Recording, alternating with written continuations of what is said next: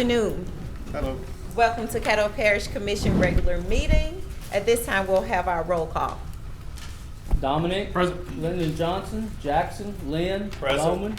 Cawthorn. Present. Page Watts. Present. Middleton. Here. Atkins. Here. Chavez. Here, sir. Smith. Present. Lewis Johnson. Present. We have a quorum. Thank you, sir. We'll have our invocation by Commissioner Lynn Cawthorn, and we'll have our Pledge of Allegiance by Vice President Chavez. At this time, we'll ask you to silence your cell phones and please stand.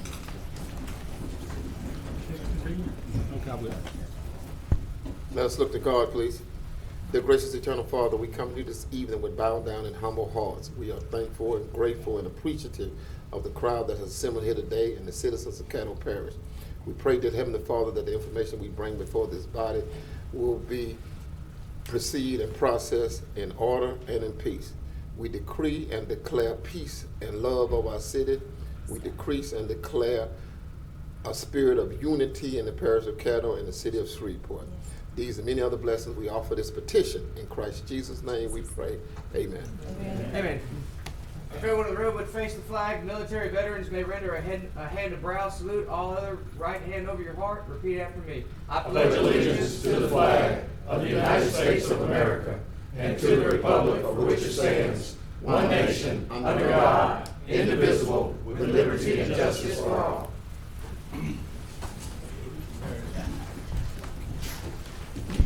Thank you, commissioners. I will. Mr. Clerk, do you have any agenda additions? Yes, ma'am, we do. We have we need to expand the agenda and add the confirmation of Ms. Cheryl McGee as Director of Human Resources. So moved. Second. All right. At this time, we'll open the floor for public comments. Is there anyone here to speak in favor of adding Ms. Cheryl McGee to be confirmed as our Human Resources Director? Is there anyone here to speak against it? I see none. I declare this public hearing closed. We'll move that under new business. And Okay. Our other item is, on Monday, we voted to sit as a tax board of review. And hear it today, it did not get, well, it fell off the agenda somehow, so we need to just add it to the agenda today. Move to add it to the agenda. okay, it was moved by Second. Commissioner Doug Dominic, and it was seconded by Commissioner Mike Middleton. Okay, at this time, I'll open the floor for public comments. Is there anyone here to speak in favor of it? Is there anyone here to speak against it? I see none. I declare this public hearing closed. Is there any opposition from any commissioners? That passes also by acclamation, Mr. Clerk. So at this time, we'll sit as a tax board of review. Okay, Mr. Henningsen? Mr. Hennington.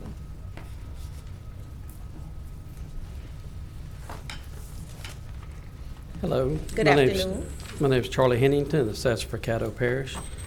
As you remember, on Monday, we had one business that was appealing their assessment, and it's Aaron's Rentals, rent-to-own. They have two locations, one on Mansfield Road and one on North Market. They were not present. I think they sent y'all some information. Okay, so, Mr. Henningsen, at this time, I think that we'll probably have a motion to uphold your All right. original request. Okay. Any questions or comments from any commissioners? Okay. Is there any need for action, Mr. Clerk? Yes, we need to vote. Okay. I need to, who made the motion to uphold? Moved by the chair, Okay. second by Vice President Chavez. Okay. At this time, please vote.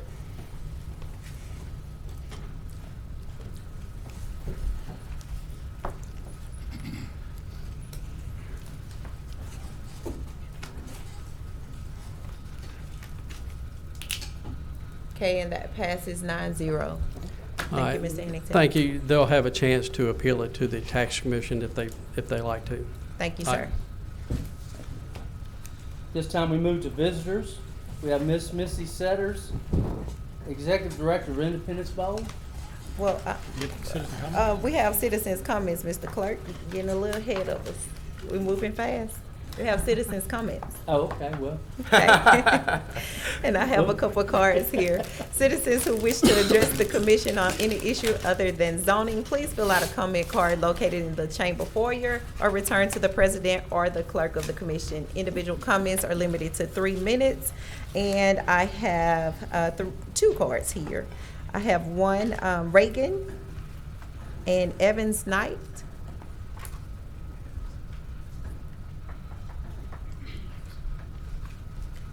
Hey, how are Hi. y'all? Could you pronounce that last name for the record? Tertia. Thank you. You're I wasn't welcome. gonna try it. Welcome. It's You difficult. have 3 minutes. Perfect. We're here with Robinson's Rescue. You may recognize myself, Reagan Tertia. I was here with Dr. Masters Everson back in August, and we updated you on our 2019-2020 plans. This is my assistant, Evans Knight, and we're here just to go over, I know NGO budget meeting is after this, and we just wanted to have a minute to refresh your memory of why we're here and why we're asking for the $50,000 appropriation. The funding is really important to our SNP program, which benefits our Caddo Parish residents. The money increases because we're increasing the revenue of the individuals who qualify from $1,500 for an individual and $2,500 to a couple to $1,800 individual and $2,800 respectively for the couple. We're doing this increase because the increase of cost of living, we haven't increased it since we've been open, and we just feel that there's a great need. We're turning down so many people on a daily basis who are just barely over the income mark, but they still really need our services and still cannot afford the low costs that we provide. So to help make a bigger impact for our stray animal population, we feel that reaching those individuals who are low income and expanding our reach will really make a difference for Caddo Parish and also reduce the load on our animal shelter currently. If we can help get the overpopulation numbers down, then their intake and euthanasia numbers will also go down, as y'all have seen from the graphs and things that we've presented in the past and emailed. So we just want to take a minute to have that fresh on y'all's mind before you go into the budget meeting, and thank y'all again for y'all's support and let y'all know how much it means to us, and we really can't do our mission without y'all's help. So we appreciate it. Thank y'all for letting us come speak. Thank you for coming. Thank you. Thank you. Okay, I have, the last card is Donald J. Gout. Good afternoon. Good afternoon, Madam President Watts, and All right. You have 3 minutes, sir. thank you, Commissioner members. My name is Donald Jerome Galt. I reside at 3412 Judy Lane here in Shreveport, Louisiana, in District 12. About 61 days ago, on July the 20th, my son Roderick Galt was murdered on Washington Street. Coach Roderick Galt was a beloved community activist here. I am here as an advocate for the Second Amendment rights of citizens to bear arms and for us to have stronger gun laws and policies to reduce the violence in our community. I have 2 questions. Commissioner Johnson, you're my district commissioner. On Tuesday, September 16, 2019, the commission voted on Resolution 83, 2019 law gun, authored by your Commissioner Lyndon Johnson. You opposed the resolution and voted no. So my question to you, sir, and to the commission that voted no, what is your principal objection to the proposal? And the second question is to the commission members who also voted no. What is your principal objection to the proposal? That's my question. Mr. Gow, I'm sorry, we can't have back and forth dialogue, but I invite you to continue to stay throughout the duration of this meeting. We have a section coming up called Communiques, and we'll be able to talk about what you're asking about at that time. Thank you, President Watts, but I have another pending. Carry on. You got the floor. Thank you. What I mean is I won't be able to stay. Oh, you won't be able to For- say, I'm but I- sorry. I thought thank you for that offer, Okay. yeah. I was not Um, aware of the proper parliamentary rules, Yes, sir. but I thank you for informing me of that. Okay, do we need to get a motion to suspend the rules? Yes. Okay, I'll move, but the chair will move it. Second. Okay, please vote on suspending the rules What are we spinning the rules for? to be able to answer his questions. If he Well, normally we don't do that. I mean, I just assume we need to do it in communiques and committee reports. We have, I guess, can I speak? Well, if you want to vote for it, just. Well, no, I'm on the Oh, board. I'm sorry, I didn't see you on the board. Go ahead, Commissioner So Dominic. we have rules and regulations, and, you know, that's the time to speak on communiques and committee reports, if that's what I guess what we want to do. Of course, I kind of think that this was already on the agenda Monday, and, you know, that's when it should have been talked about and was talked about, and it shouldn't be brought back up again. But if y'all want to, and I think y'all have consistently brought it up in the communiques, even though it's not really what that's for, that's fine, but that's when we need to bring it up, not right now. Okay, thank you for stating your point, Commissioner. Commissioner Lewis Johnson. Thank you, Madam President. First of all, to Mr. Galt, I appreciate that question. And not only do I appreciate the question, but I'm very... Commissioner Johnson, we can't have any dialogue at this time. Once we vote, We haven't we'll be voted able to- yet, sir. Okay. Vice President Chavez. Thank you, President. I'm going to talk about us voting about this, not to address you, sir. There's 12 of us, and each one of us respectively gets 8 minutes. To respect the other people in the audience, we could be here an hour with this back and forth debate. I think maybe we should do what we normally do with parliamentary procedures and follow the rules of our chamber. They haven't served us wrong yet. Let's not suspend it. Let's vote no, and let's politely conversate with this gentleman after the meeting for whoever would like to. I think we should do that in respect for the others in the audience. That's all. Thank you, Chair. Okay. Commissioner Jackson. I'd like to make a substitute motion that we suspend the rules to allow for correspondence between Mr. Galt and whoever he addressed his question directly to. Okay. I'll second that because he did specify to whom he had questions for. So I will second that. And he indicated he had a time restraint, so that's the reason why I'm making that motion, so that he can have dialogue with the individual via public record that he wants to communicate with, and so you can make your next appointment, and we don't have to go everybody around the horse. You having something to say, so. I will support that, and that will be respective time for everyone else who is here as well. So we have a substitute motion on the floor from Commissioner Stephen Jackson. Mr. Clerk, you have that? Okay. Commissioner Johnson, second time around. I'm not sure exactly how much I can address at this point, but I am not opposed at all to addressing your concerns, sir. I very much respect that, so I'm prepared to do so if that's the case. Or I know you personally. I would be more than proud to speak to you in another setting, but I have no problem with addressing my vote, how and why, and I'd love to talk to you about it, DJ. So if that would be appropriate with you, I'd be more than glad to do so. Thank you. And if that's the agreement y'all making, I'll withdraw my substitute motion. If you would like it I public would record, we like can a continue. public record Okay. of those, a statement saying, or explaining rather, and I'll sit down. Okay. Just stay right there 1 second. Their Commissioner. specific Okay. opposition to the proposal. Yes, sir. Commissioner Mike Middleton. Thank you. With no disrespect to Mr. Galt, Commissioner Jackson, you said to whoever you had correspondence to, you addressed Commissioner Johnson individually and then the rest of us collectively. Are you saying just between him and Commissioner Johnson? Correct. That's the name he called individually. Well, collectively, you challenged this also. Yeah, he said that the commissioners that voted on it. Well, my motion, he called Commissioner Johnson's name. Right. And so my motion is for his correspondence between him and his commissioner. Okay. That's Okay, what and I my still have motion- the floor, or can we do a limitation on the length of this? I think we already got limits on it, right? It's 8 minutes or whatever, 7 minutes. Thank you. Okay.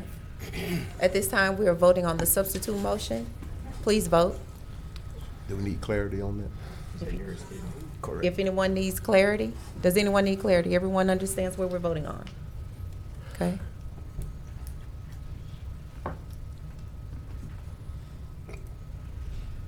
Okay, and that passes 8-4.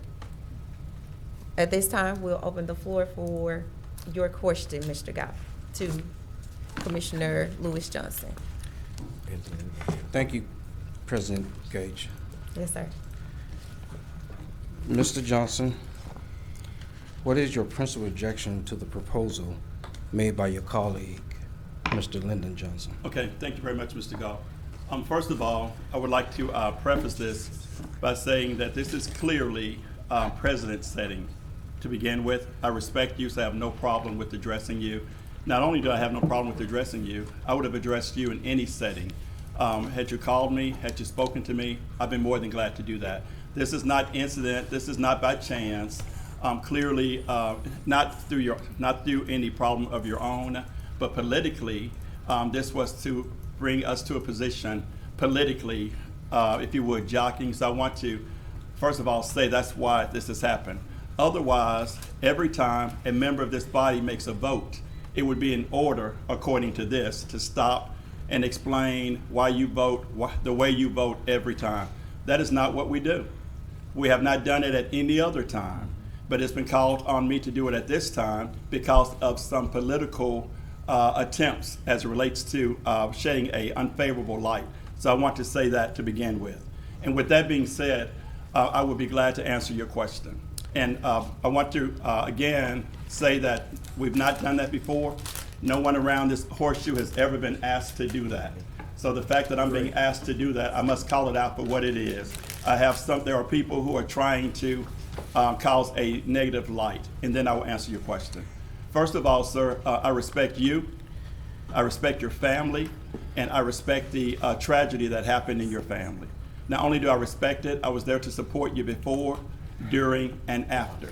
But as it relates to my vote, as the Commissioner of District 12, I have one responsibility, and that is to represent the people of that district.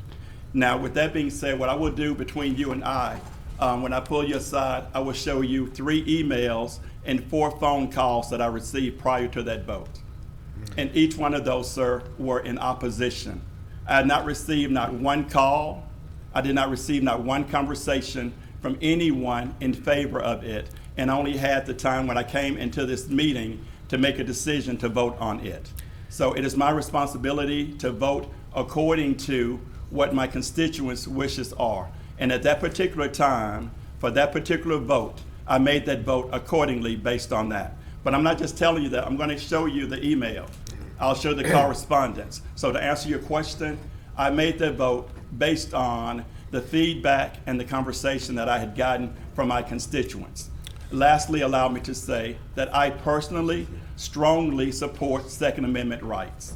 And I think that's important to say that. But more importantly, I grew up in Cedar Grove. I've been on the fire department and a paramedic my whole life. I've seen as many people killed by gun violence as you have as a police officer. And I think that's a real problem. And I certainly think that there is something that should and need to be done as it relates to gun violence. And I do not think that that proposal is a bad thing. Well, why did I vote against it? It was about as vague as you can get. In my opinion, it did not give any instructions. It did not say how we would do it, what the plan was. It simply called for some restraints. Well, in order for me to support it, in light of me having a whole community who having contacted me, I would need more information as it relates to what do we plan to accomplish, how did we plan to accomplish it, and with that, I'll be more than glad to support it at that point. But to answer your question, sir, the reason I voted against it is because the information, the contacts that I've made, and my citizens who have contacted me were in opposition. So out of my responsibility to respect that body, as I respect you, sir, that was why I made that vote. Do I have a? Yes, sir. Thank you, Mr. Johnson. 2 things.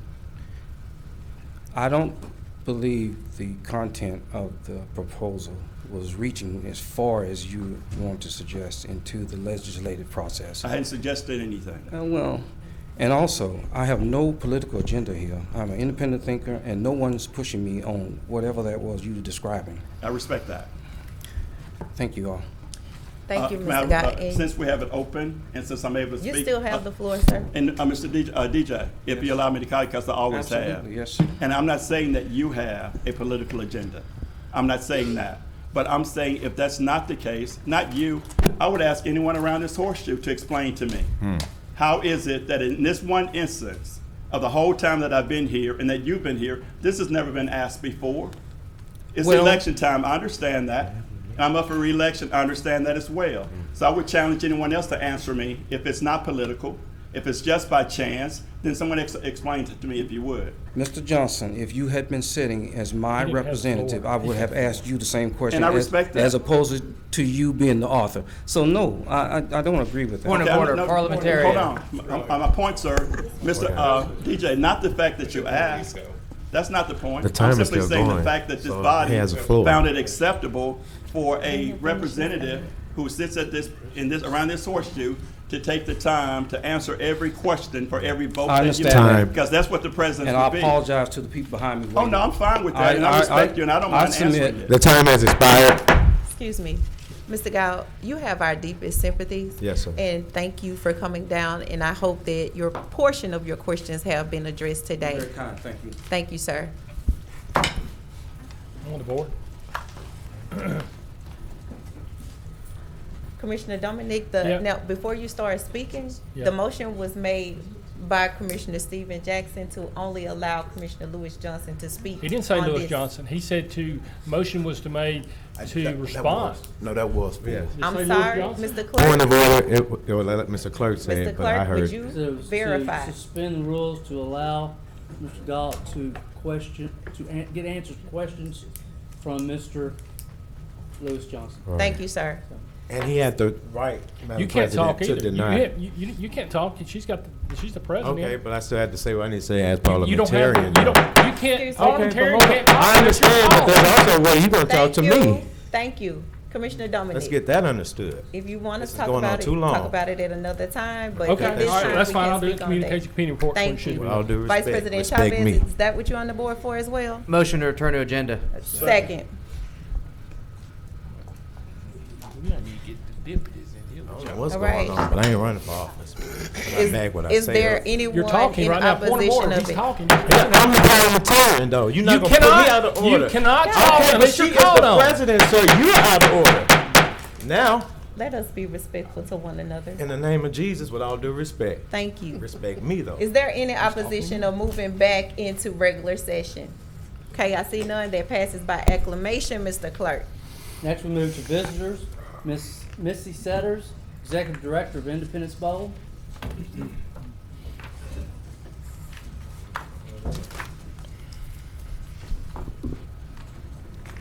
Good afternoon, thank you. I have given everybody some handouts just in the interest of time so that y'all had all the information so that I don't have to go through page by page. Yeah, so there should be a folder there for you. And I can figure this out. Well, I tell you what, I'll just go through it with the handouts if that's okay. Sure, absolutely. Okay, all right. So if, and I'm not going to go through each item on each page, I just want to kind of browse through it and then I'll hit some highlights of it. Most of y'all are familiar with the history of the Independence Bowl as it started in 1976. This is our 44th year, so next year will be our 45th year, and we're currently working on agreements for the future that will last us 6 years, that will get us to our 50th year, so we're very excited about that and hitting that milestone. This is our third year with walk-ons, and we announced about a month ago this will be walk-ons last year. The original agreement was a 3-year agreement. They're still a fantastic partner to us. Their growth has hit in restaurants from 13 to 31 since we signed on with them. And they now, I think they're in 5 states. Sorry, Louisiana, Texas, 6, Alabama, North Carolina, Florida, Mississippi. So that's been a great relationship for us and has really helped us to be able to enhance the events that we have. Last year, just as a note, they donated $5,000 each to Temple and Duke in honor of a walk-on of the year that was designated by each of those schools. And also to note that we've had 71 first-round draft picks that have played in our game over the 43-year history. One of those first-round draft picks was 6th overall last year and is about to start, just took over the starting position for the New York Giants. So you'll see him playing Sunday as the starter in Daniel Jones. There's some information on the structure of our organization and economic impact. The last study that we did was 2 years ago for the Florida State Southern Miss game. And direct and indirect economic impact was $7.8 million, and if you add in the exposure value that we track through traditional media and social media and all the venues there, it reaches $17 million in economic impact, and that was off of the 1 year. Our team hotels are the Hilton and Samstown in Shreveport, and then there's also a listing of Bowl Week events. We do our team dinners at the Walk-Ons restaurants, and we do a big game show that we just moved to Municipal Auditorium this past year. We have our team announcement party. Understanding these are the events that we had last year. We're going to make some changes this year based on our game date and also the recruiting schedule, which, as you know, if you follow college football, has changed dramatically. And the big recruiting time and signing date now is in December rather than February, so we're having to alter some of the events that we do. We partner up with FCA on an FCA breakfast. We do our chairman's reception at the Petroleum Club, Ladies' Day Out and Kids' Day Out at various locations throughout the community. We also try to take the teams out to Barksdale Air Force Base. We visit the War Veterans Home. We partner with Providence House when it works with our schedule. Our players went out to Holy Angels this past year on Christmas Day and spent a few hours with the residents there playing games, decorating cookies, and taking funny pictures and just having a good time. We also did some work at the food bank, and I believe they bagged up about 40,000 pounds of sweet potatoes and had a competition between the two schools, between the teams. We have traditional press conference. We do a media luncheon to take the traveling media and the local media to Walk-Ons for a luncheon. And a typical year with a normal game date, we have a big block party. It starts with a pub crawl, a concert, a block party, a battle of the bands, and a pep rally. We'll change that up a little bit this year because that would have fallen on Christmas night. And then hopefully next year we'll get back to doing those same types of events. This year we're going to focus on the tailgate party on game date since our kickoff time is going to be at 3 o'clock. We'll also have a number of the same after-party events that we have on game day and game night. We still partner with the military every year. We just announced our Sports Person of the Year yesterday is Dak Prescott. And then we'll be announcing hopefully in the next few weeks who our Omar Bradley recipient is. We brought in Devin White this year for the kickoff dinner, and if you were there, he was a fantastic speaker. And then some of the events that we have added in the last couple of years, we added a USTA Level 2 junior tennis tournament that brings in tennis players from 9 states. And both of the years we had at least one representative from each of those 9 states. They come in here for a 4-day tournament with their families and their brothers and sisters. And they were at Paramount Oaks and Southern Hills over the last 2 years, and so we're excited about the future growth of that event. We're hoping to make it a national tournament if we can get that accomplished, so that people will be coming in from all the 50 states. We still do our Kid Combine. We have our youth football clinic. This was our 9th year. It was the 10th year for our kickoff dinner, and we're still doing our community service scholarships, a $2,500 scholarship to a Caddo Parish graduating senior. And we also added 2 years ago, last year was the first year we did our half marathon, so our kickoff Ks, which will be a week from Saturday, and we'll start and end at Fern Marketplace and run through South Highland and the Highland area. We have a 5K and a half marathon there that we'll continue to do. We've given away a truck on game day the last few years, and we hope to continue that in conjunction with Gateway. And then, as I said, we're working on our future conference agreements, and we hope to have that announced within the next 2 weeks at the latest. And also our TV deal, we're in progress right now for working another 6-year agreement, hopefully with ESPN, to keep us on their family. So I'd be happy to answer any questions. Thank you so much, Ms. Setters, for coming down and giving us a brief overview of what the Independence Bowl means to Caddo Parish. We thank you for all of your hard work, and congratulations to being the only woman who's an executive director here. I think there's one more now, but yes, for a long for time, a little while. You held that spot. Thank you, and we appreciate the community. We appreciate all y'all do for the community and all you do for us, and we appreciate the opportunity to address you too. Thank you. Thank you. We have a few commissioners on the board. I think I see Commissioner Lynn Carthorne. Good afternoon, Ms. Settles. How are you? I'm good. Good. Hey, I think a lot of people, and I don't say a lot of people in the community don't often understand how the iBowl work. And when you talk about the conferences that we have signing agreements with, and what happens is we don't get a team from that conference and then we go to another conference. Mm-hmm. So having said all of that, what is the game plan and what do you perceive will be the benefit to changing team, I mean, not teams, the conferences that you'll be working with. I kind of envision that, maybe we get a higher bid or a higher pick, being able to draw more people. But from the bowl's perspective, could you explain it to the public? Yeah, in the whole process over the last, it's been about 18-month process. Our goal and our effort has been to keep some national interest in the game. So you're looking at P5s with that, your Power 5 conferences or Autonomous 5 as they're referred to. You also want to be able to bring in people that are within easy driving distance who can stay a couple of nights in the hotels and spend some money in the restaurants and sightsee and enjoy the community. So your group of 5 might work into that. And then also, there's other opportunities out there too. So it's looking for a mixture of P5s that bring you national prominence and get eyes focused on the game, and then your G5s that get eyes focused on the games, but also have regional draw and easy travel in here too. Okay, could you explain the G5s? With G5's group of 5, so that would be your MAC, Conference USA, Sun Belt, and then the P5s would be SEC, ACC, Pac-12, Big 10, Big 12. Okay. Also, my last question is that for the purpose of the audience, can you let us know the number of people that we reach annually for that 4-hour game here in Shreveport, Louisiana, nationally? Yes, sir. It averages anywhere from about 1.5 million up to 4.5 to 5 million, depending on your game date, your kickoff time, and what your matchup is. Okay. All right. Thank you very much. Thank you. Vice President Chavez. Thank you, President. First off, Ms. Setters, way to go on getting through that report in like 3.5 minutes. That was awesome.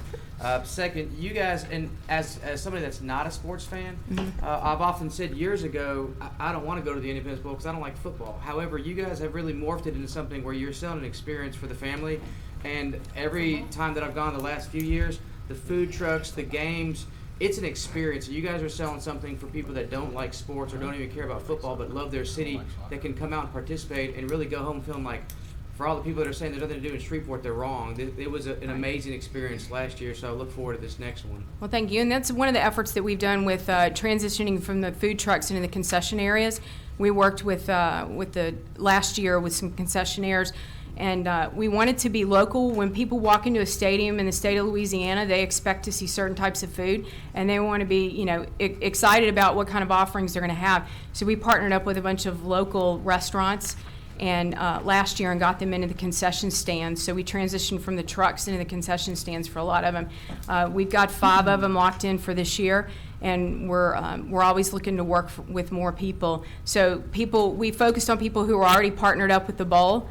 And we love for people to be able to walk in and smell the food that's there and have them say, okay, what am I going to go do? And we've talked about signage as soon as they walk into the stadium, directional signage showing them, okay, if you want this, here it is over here. If you want this, you need to go over there. And we want them to feel like they've gone to a bowl game in Louisiana when they walk into the stadium. If you need any tips, there's a man behind you that makes an amazing brisket with a yellow shirt on. Just want to put that out there. The one who's looking around? He don't want to get out on the camera. Thank you, President. Thank you, sir. Parliamentarian Bowman. Thank you, Madam President. And I just, for sake of time, just wanted to first apologize to you, Ms. Setters, for not being here during the entire duration of your presentation. And but I also want to say briefly that you're just the unsung hero, you and your team. I think District G, District 5, District 7 can collectively say that our area shines and the Caddo Parish itself shines a little brighter during the Independence Bowl. And we're on the national level, the best of professionalism, there's great feedback, even how courteous everyone is and the staff.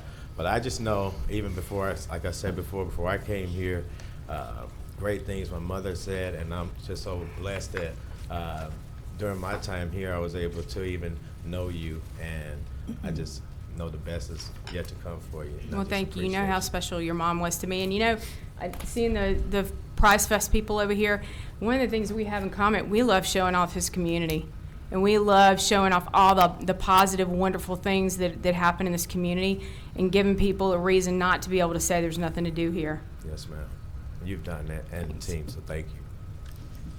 That's all, Madam President. Okay. Commissioner Stephen Jackson. Yes, I'll echo everything that everybody has said about the Bowl and the Bowl Foundation, and I appreciate what you do. I wanted us to invite you down because I have some particular questions. Right now, do we have any conference agreements in place right now? I have letters of intent signed and some long-form contracts signed, and we're working on the others. Okay. And what are we looking at with regard to payouts? How much total is our payout right now? The payout right now averages anywhere from, let's see, 2 million to 2.2. And there's a lot of variables figured in there based on ticket commitments and what your matchup is. So we're putting out about anywhere from $2 to $2.5 million on that particular game. And how much of the hotel motel tax is being? Those go strictly toward team payouts. And how much do y'all bring in annually? It's on anywhere from $550 to about $650. Okay. And so right now we have letters of intent for some conference matchups. I guess what I'm trying to get at is, have we considered looking at, or have y'all had the conversation of keeping the Independence Bowl Foundation, but basically getting out of the bowl business? And have y'all had that conversation with ESPN, and have y'all had that conversation as the Bowl Foundation itself? We've had conversations about doing additional games, not getting out of the bowl business because you lose that 3.5-hour window on ESPN. Well, it's the 3.5-hour window on ESPN, but it's a half-empty stadium. It's the day after Christmas. People are traveling. It's one of the spots that ESPN just sticks you in. Basically, it's not one of their prime spots. And so that's been my concern about that. I was there when we did it the first time and it failed. I was there when we went back to the table and got some people on board. In fact, I was the one who went and talked to Sherry Stuckey over the Hotel Motel Association and got them on board. So I'm not against the bowl. So I don't want that to even surface. Not against the bowl, not against what you're trying to do. Just want to make sure that we can optimize what we're doing. Right now, what I see is in the past, 6 years, we're looking at now 3 sponsors in the past 6 years. And 2 of those sponsors are now, they walked away from our bowl, and now they're sponsoring kickoff classics. Has that? Well, the Camping World sponsors the stadium in Orlando, and I think they've got their name on multiple things that happen in that stadium. And then Advocare had their name on kickoff games for quite a while, and I think that's they had their last one, I believe, last year. They had one this year.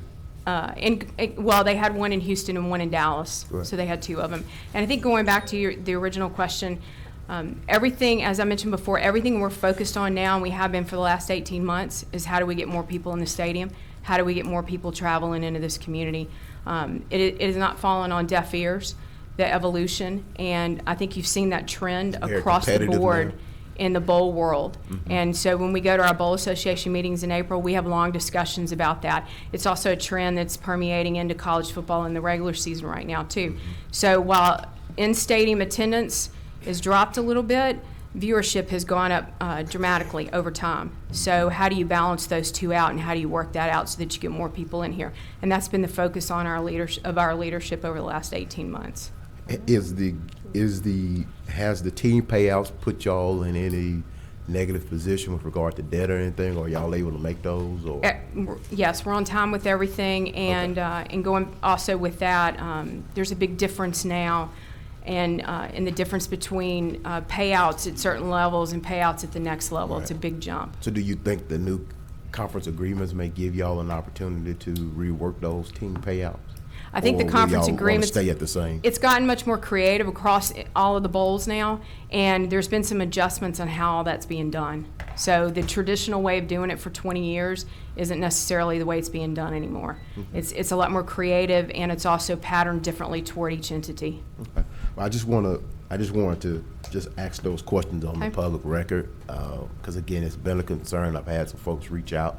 I think the idea of a kickoff game has been floated several times. I don't know if y'all are in conversation with the Sports Commission to talk about doing something like that. I'd like to see the Independence Bowl Foundation stay in place, but coordinate those, because y'all do a great job coordinating. You put on a good production. It's just a matter of how can we maximize what we're getting. And again, I don't want anybody listening or in attendance to think that I'm anti-Independence Bowl. I sat on the bowl for a while, Right. and like I said, I believe I wrote the second legislation. I wrote that one. I think Representative Burrell, didn't you carry that one? I think he carried that bill. So I've been there in the saddle with you. My goal is hopefully that we can have a community conversation about how do we maximize the potential, because I see so much more potential there for our bowl, for our city, and for our parish. And I know we're up against ESPN, which is a giant, and they're trying to reduce their bowls, and they're just saying, well, we're just gonna stick you wherever, and they're in control, particularly when they control the TV time. And we think that the future agreements may give us more flexibility on game day too. Okay, well, that sounds good. I'm hoping if there's anything that we can do, let us know. But those were just some questions and concerns that I had, and I'm happy to see I get all your emails, and I appreciate what you're doing. Thank you. Thank you, Miss. That's it for me, Madam President. Yes, ma'am. Commissioner Lyndon B. Johnson. Thank you, Madam President. Missy, thank you for coming down today. I know that the Independence Bowl work is never ending, because as soon as the bowl game is over with, you're starting out work for the next bowl season. I want to commend you for having a sponsor, because at one time we didn't have a sponsor. And as this sponsor goes, they might want to extend. You might have another one that's roosting that wants to come up to be the sponsor. But I know that you and your committee will be working hard to try to get that. At one point in time, I was one of those that was basically an opponent of, say, let's do away with the Independence Bowl. But the Independence Bowl is in what year now? 44th. And it's probably like the third oldest or fourth oldest? 11th oldest. 11th oldest. Started the same year as the Rebel. All right, so it's 76 or something like that? Mhm. All right, so it's an older bowl game. And we had some key matchups. We have some people who have went into the NFL. We have some that's wearing a yellow jacket now that's in the NFL. That was in the NFL. So the game has some value here. There's a lot of talent that comes through the Independence Bowl, and some of the key matchups have seen some key good games. You never would have thought of seeing University of Arkansas playing Georgia, LSU playing Notre Dame. That was done here. Like Michigan State or two. But the LSU Notre Dame game was bigger. That's why I mentioned that one. So, and some people say, well, y'all can't hold the LSU game. Well, we did it. We did it twice. So, Shreveport has a lot to offer. And I think that the Independence Bowl has value. We are on the Sports Commission, we are talking about a kickoff, and not really doing a kickoff week, but the week before, because now they are going to a week before called Week Zero. Kind of classic, and trying to see what we can get that done, which might take a couple years to try to get lined out. But we are in talk about it, so it's not like we're just sitting around and saying, well. Yeah, we have a great working relationship with the Sports Commission, and in fact, we've got a meeting scheduled with Kelly, I think next week, And to me sit too. down and go through and just brainstorm Right. on football and what we can do. Right, and so Ken, I don't know if Ken is still in there, but Ken is also a part of that meeting as well. So, I just want to let the public know that we're not just sitting back and just putting all our eggs in one basket with the Independence Bowl. We are looking at other things to bring to Shreveport for college football. So thank you for your work. Thank you. I'm done. Thank you, Ms. Setters. I don't Thank you see for the any opportunity. other comments. Thank you so much for everything that you're doing. Mr. Clerk. Next, we move to special resolution of recognition to the Louisiana Food Prize Golden Fork competitors. Okay. Second. Come on, Chef.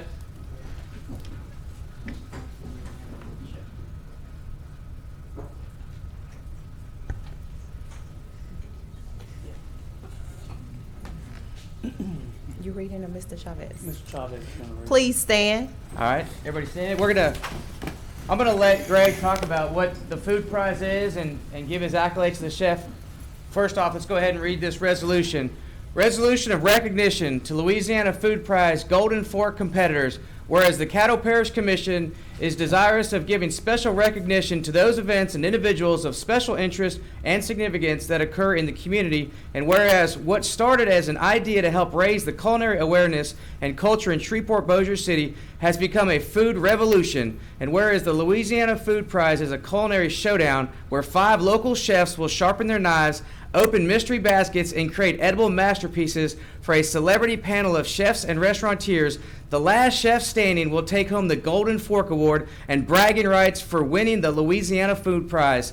Part of the Louisiana Film Prize family of prizes, and whereas 2019 provides a competition of majority female chefs for the first time in its history. Stormy, if you want to clap.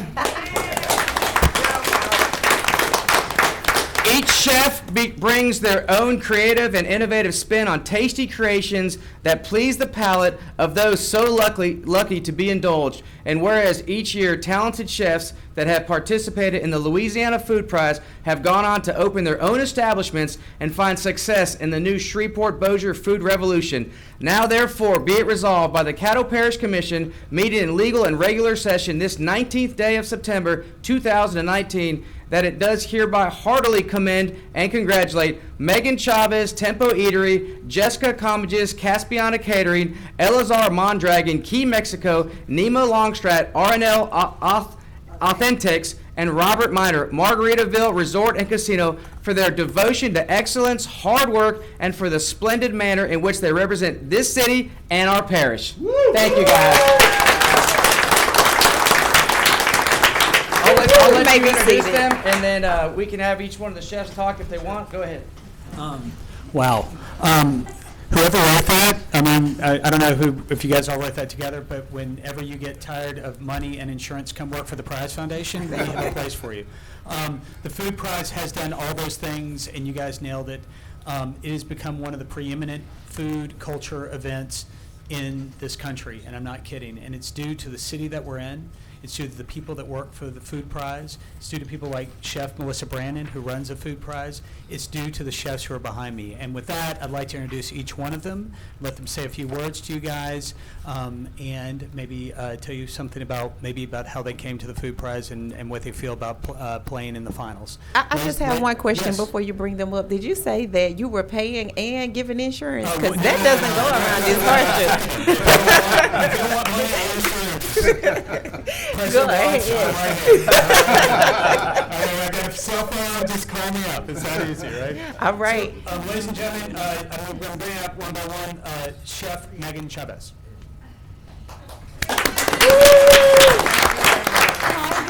Hi, Megan. Hi. First off, I want to say thank you. Also, not just thank you for being here today, but also thank you for believing in Gregory Kallenberg and the whole foundation. I mean, it's incredible. It's really cool to sit and watch these chefs, not just chefs, but you have people, going up there and giving their all with their businesses, their ideas, and then them actually being able to bring them to life, help them start their businesses with Startup Prize. Then you also have, I'm going on and on. Sorry, I'm a little nervous, but I'm a better chef than I am a speaker. So anyways, but it's really nice to have somebody believe in Shreveport as much as Greg does. And then it's really awesome. I do have to brag on some of these chefs behind me. Jessica, I forgot my one thing at the Prize Festival, and it was a pot. And so I brought all the pans, all the tools, even like an oyster shucker, and I forgot a pot, and she was super nice and let me borrow a pot and some cling wrap just in case. And then, so anyways, thank you guys so much. We have the next First Lady there, right? I'm Jessica Commages. I own Caspiana Catering. I know several of you guys sitting on here today, neighbors with some of you even.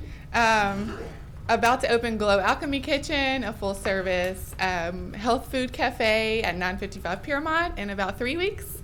So look out for that. This is my second time to compete, so I'm ready to win. All right.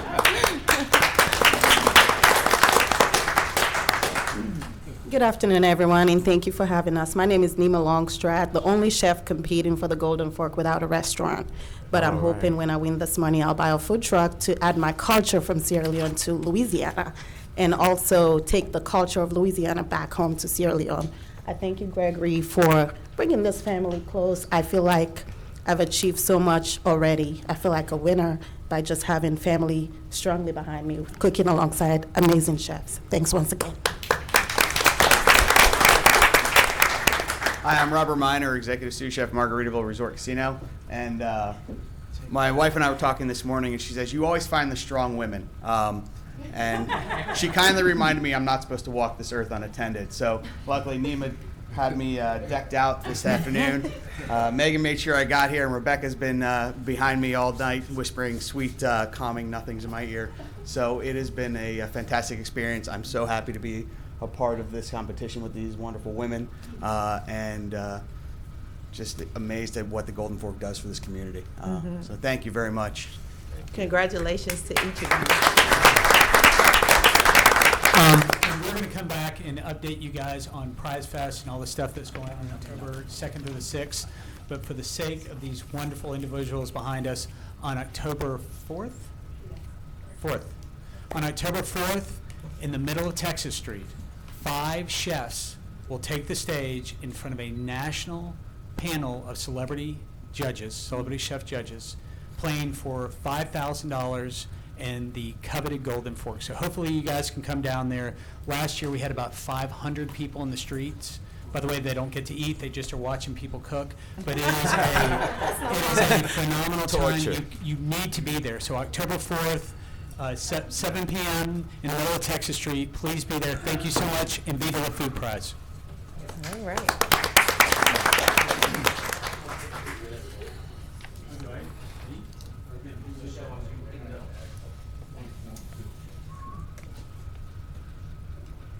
What's the time?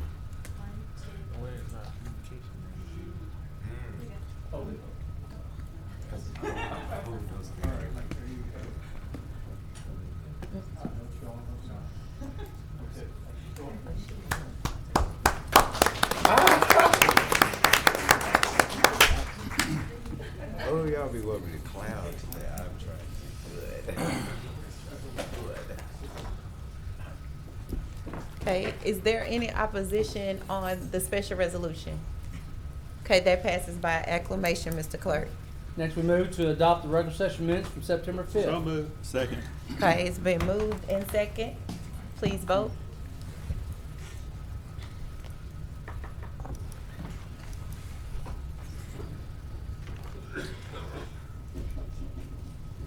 Okay, that passes 11 with 1 out of the chamber. Next item.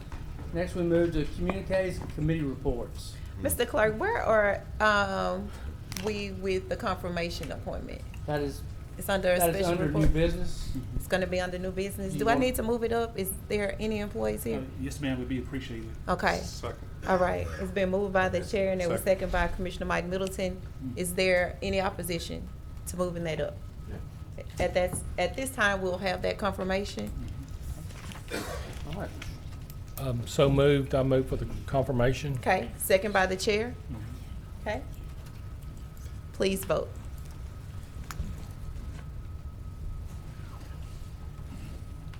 Y'all gonna let the public know who the confirmation is? The confirmation Yeah, from the Ms. con- is to Sherrill. confirm the Thank you. appointment of Ms. Cheryl McGee as Director of Human Resources. Thank you. You're welcome. Has everyone voted? Mr. Lynn, Mr. Jackson. Okay. And Mr. Chavez. Okay, and that passes. That's a 12 with Mr. Jackson as a yes. All right, that passes unanimously. Congratulations.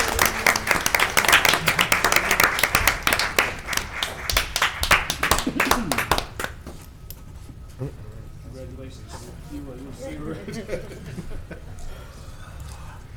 Well, Haley said she would be brief. I will be even briefer. All right. Thank you all for the confirmation, your vote of support. I look forward to working with you in this new role. And I've enjoyed working with each of you. To some degree, I've worked with every one of you, and I do appreciate your support. I appreciate Dr. Wilson and his selection of me greatly. And real quickly, I'd like to introduce some people that are with me. I would like to introduce my son,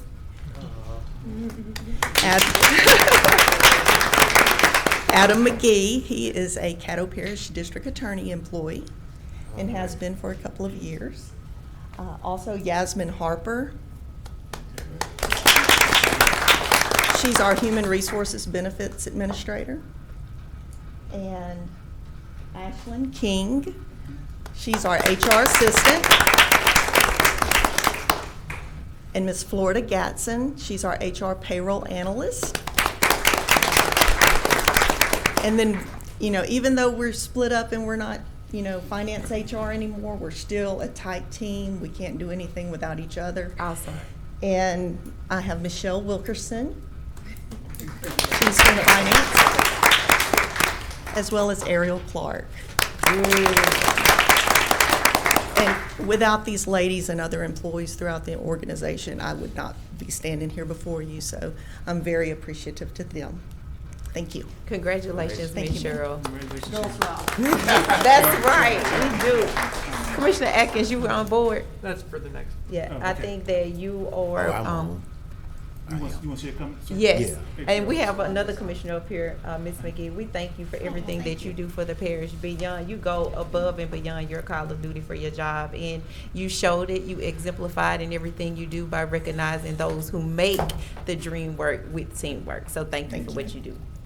Commissioner Jackson. Yeah, I just want to echo what Commissioner Gage-Wash said, and I appreciate having a resident of District 3. Yes, sir. My new neighbor. That's right. I'm in the neighborhood now. And your husband is a fine. Yes, sir. My husband is a deputy sheriff. Serves our community as a deputy sheriff and is always in good spirit. Yes, So I think it's very well deserved. Anytime I call up to HR, email, without a problem. And Dr. Wilson, I don't tell people who I am when I call. I let them wait and figure it out. Or ask, but it goes without a problem, and so that's a sign that we've got good employees, good training in place. So appreciate you, what you've been doing already, and what you're going to do. So just wanted to put that on the record. Proud resident of District 3, and don't get a big pay raise and move out on us, because we need. They do both too. I know. Oh, I know. Trust me, I know. Well, I appreciate you. Thank you, sir. Thank you, Madam President. Yes, sir. Commissioner Lewis Johnston. Thank you, Madam President. Ms. McGee, I too just want to, I'd be remiss if I did not tell you congratulations personally. How proud that I am of you. Look forward to working with you. And it's really been a good experience working with you thus far. So we know you're going to do a great job. Congratulations. Thank you, sir. Okay. All righty. Congratulations. Okay, Mr. Clark. Move back to regular. So moved. Second. Okay. Is there any opposition? It passes by acclamation. Next, we move to communications and committee reports.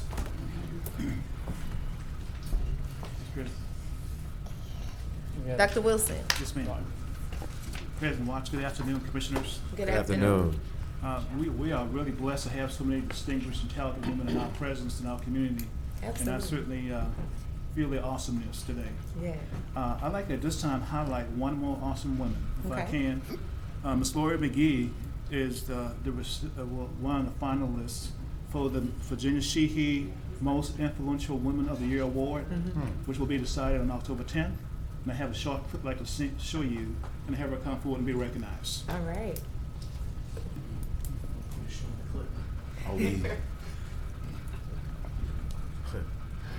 Here at the juvenile court, we have a philosophy of restorative justice, and that means that when a child comes through our doors, For whatever reason, we believe in restoration of that child. Every child that comes through our doors should leave better than when they came in. In addition to working with Caddo Parish Juvenile Services Probation Department, I also volunteer with a lot of community organizations whose mission is serving and working with children, youth, and families. My passion is working with the Free Coalition to end human trafficking in Louisiana. There's nothing quite as disturbing as sitting across the table from a young person, possibly a 12 or 13-year-old girl that has been trafficked, and looking into their eyes and realizing the damage and the trauma that has occurred with that child. But at the same time, there's nothing more satisfying than actually knowing we can provide services, we can provide trauma counseling and intervention for that child. And we've seen these girls come out of that darkness and into the light and be able to go on and lead happy, productive, healthy lives. It really does take a village. It takes a community. And all of us working together can make these miracles happen, can make these changes happen. We can help families to reach their goals and be able to live that life that God intended them to live. Mr. Lord, begin with you come forward.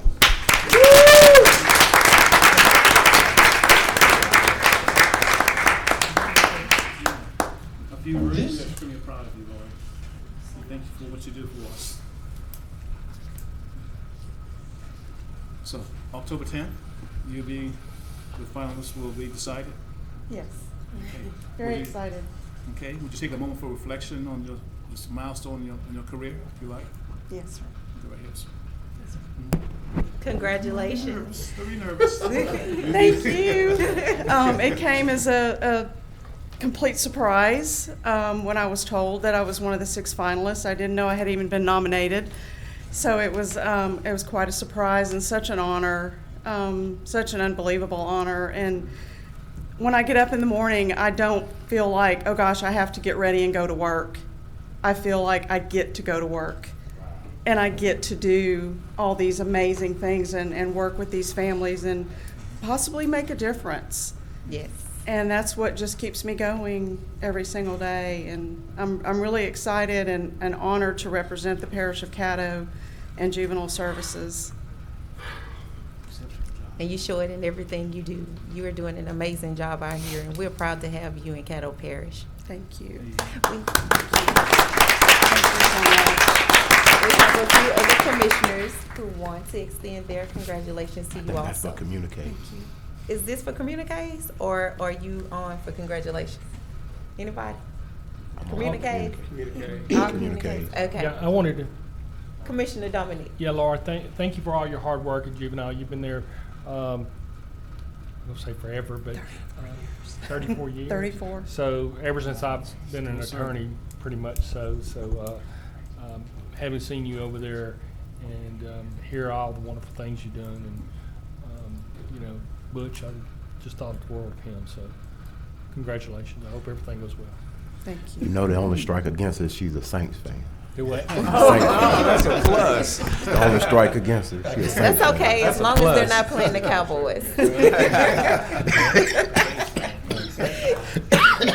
Congratulations again. Thank you. May I also add that there hasn't been a time that I have asked one of our commissioners to come and speak or support an event, or Dr. Wilson or Ms. Bryant to come and support and do things with us at Juvenile Services for an event or speaking engagement or conference. I've never received a no in response, and I just want to tell you how much I appreciate all the support and the opportunities that I have with the parish, and that we couldn't do what we do without all of you. And Thank you. It's a pretty amazing team. Thank you. All right. Thank you. You're the best. You want to introduce your team member that you share with? Yes, I would love to introduce our newest member of Juvenile Services Probation, Mr. Titus Washington. He's our new mental health court coordinator. Titus.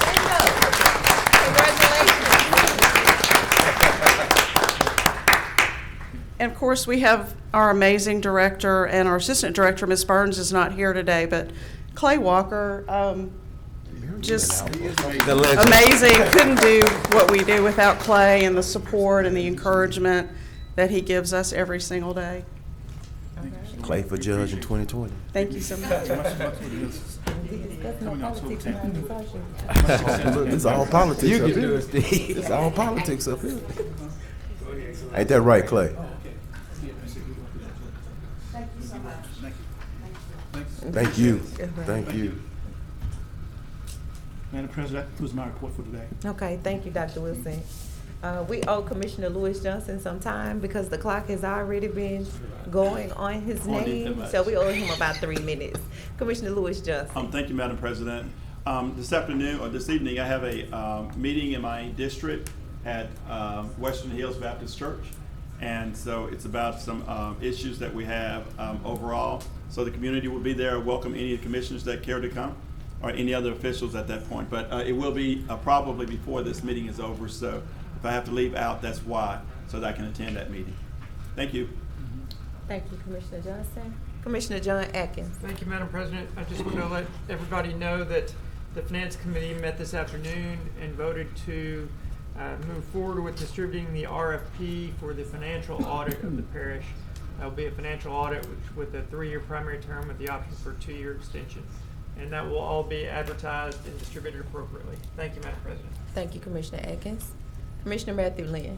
Yes, Dr. Wilson, Monday we discussed the $1.3 billion or $1.2 billion coming to the state of Louisiana for HUD and the stormwater management meeting that was held in Baton Rouge this past Monday, and you were going to give a report on what happened at that meeting? Yes, sir. I did. We had a representative attend, Mr. Ken Rogers, attend the meeting on behalf of NRCOG, because it's my understanding, talking with Mr. Rogers day before yesterday, that we have to have a regional approach to the watershed analysis, because the minimum project value is $100 million. And our interest as a region would be best served if the NRCOG would take the lead, and they agreed to do that. And he did went to the go to the meeting, and he also told me that he would give me a synopsis in writing of what occurred at the meeting a couple of days ago, and I will send that to you as soon as I get it. Thank you. Does he have anybody assisting him or doing the work? He's put together a team, he told me, to put together the application. Will you give me a list of that team also? Yes, sir. Thank you. And will you also, after the next meeting or as soon as they can, have them come and give a report? Okay. For the whole body? I will. Thank you. You're welcome. That's all, Madam President. Thank you, Commissioner Lynn. Commissioner Stephen Jackson. Yes, let me start by saying, first I apologize to Commissioner Lewis Johnson. I know he may say it's not in order, but if I had known that it would have put you on the spot, I just thought I heard you responding, so that's what I wanted to do. Didn't understand the unintended circumstances that would have led to, so wanted to apologize, because I definitely understand what you mean by nobody else has had to do that, so I apologize. Dr. Wilson, please look into the conversation I'm hearing about our community gardens. We may be looking to cut back on our community gardens. I hope that's not the case, and I hope that's not the direction we're looking to go into. I have several in my district that are working very well, and I actually have been looking at ways we can expand it. I have something to send to you. I think the Master Gardeners are getting ready to do a grant to help do some stuff. So I hope that's not one of the projects that, I guess, in the transition with Parks and Recreation that we're looking to do. Those are very important when we talk about food scarcity, as well as water runoff, how we're capturing our rainwater runoff that prevents flooding. Having those gardens in place in a lot of places can prevent flooding. And so if we are looking to cut that back, could you let us know something ahead of time? If it's a budgetary issue, could you let us know something? To my knowledge, I don't know that it's a big budget constraint, but I know a lot of my schools are requesting the community gardens. I know the ones that have them are very pleased with them. I think I have 3 in my district out in the community. They're very pleased with them. And so it's hands-on, and I don't know the young lady who's doing them. I don't know, I can't pronounce her name. Smith. Okay. She's doing well with them, and she actually gets the community involved with them. I think she's working with John Paul Young to do a couple of them. But if we're gonna cut those back, please let me know. Yes, sir. And if it's a budgetary thing, if you would let this body know to see if we need to allocate some additional resources. But again, I know of 2 private sources of fundings that are open right now that we can tap into to receive funding for that. The other thing I wanted to announce is that the Allendale Lakeside Partnership will be meeting today at 6 o'clock. So if we don't conclude by then, I'll be leaving here to attend that meeting. Also wanted to announce Commissioner Costa on the Soul Bowls this weekend. So, I know. So make sure if you're not out campaigning, if you're not, it's a big event for our community. A lot of people come out and have fun. It's on a Saturday this particular time, and Booker T versus Green Oaks. And if your schedules allow and permit, please come out and enjoy that particular event for us. That concludes my communications, Madam President. Thank you, sir. Commissioner Lyndon B. Johnson. Thank you, Madam President. I too, Dr. Wilson, basically heard some conversation about the gardens as well. And there are some in District 2 that we do have.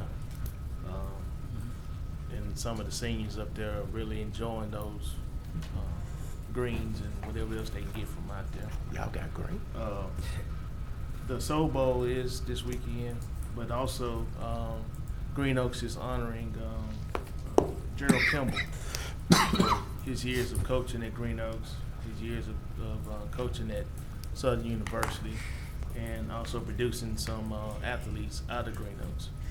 They have stuff going on today, tomorrow, and culminating, I think, Sunday with a church service on Sunday. So get a chance to go out to the Soul Bowl, go visit that. Also, if you get a chance to visit some of the things that Green Oaks is doing in honor of Coach Kimball, please go out and support that as well. Where's the church service? I can let you know. I got a flyer of it. But you know, it's just something we should do as a whole. Coach Kimball has been around a long time. I didn't know that he had started at coaching at Notre Dame long time ago. I gave him an award a couple years ago. I think it was a class reunion of like 50 years. But he was the coach at the time, and I learned a lot at that night at that particular occasion. But just support it if you can. Thank you. That's it. Thank you, Commissioner Johnson. Commissioner Mike Middleton. Thank you. I just, myself and Commissioner Atkins and Commissioner Chavez, we kind of hang out with the Military Affairs Council a lot. And I just want to recognize yesterday was the where are you, Calvin? Also, and Woody, also retired Air Force. Yesterday was the 72nd anniversary of the birthday of U.S. Air Force. So shout out to Barksdale Air Force. Sorry, man, forgot you. There's another one right there. Happy birthday, Air Force, 72 years. Thank you.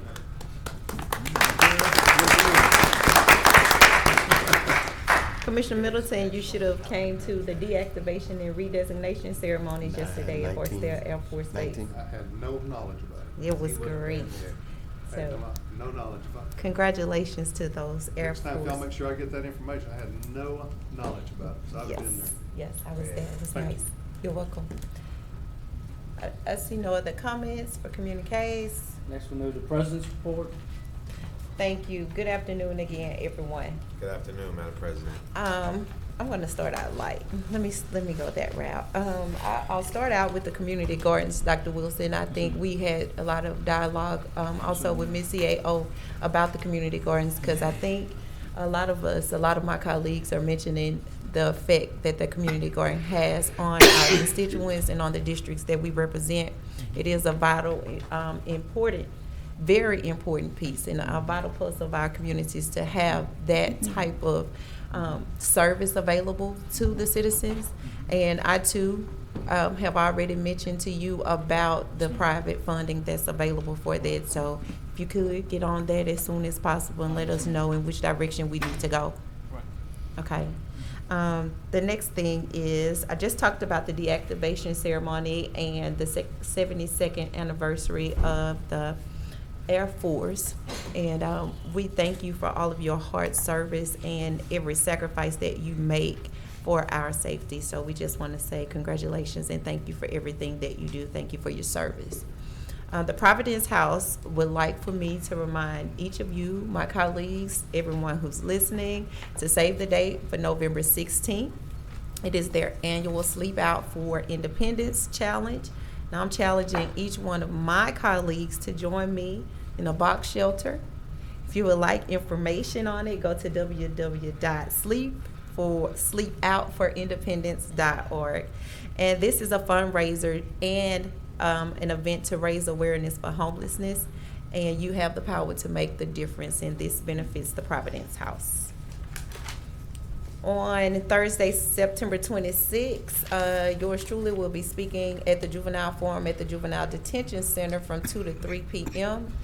That forum is purposed to collaborate with the detention staff in providing instructional tools that will prevent long-term incarceration, and for those who are currently in the care of the youth legal system. So if you have a second to stop by on that day, please stop by and show your support. I have a special request from my colleagues to ask all of the United States Air Force veterans in the room to please stand. We would like to recognize you.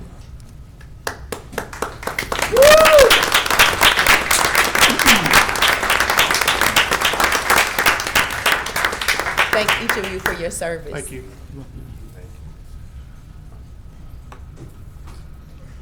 Dr. Wilson, I had another request from you. We talked about some of this already today.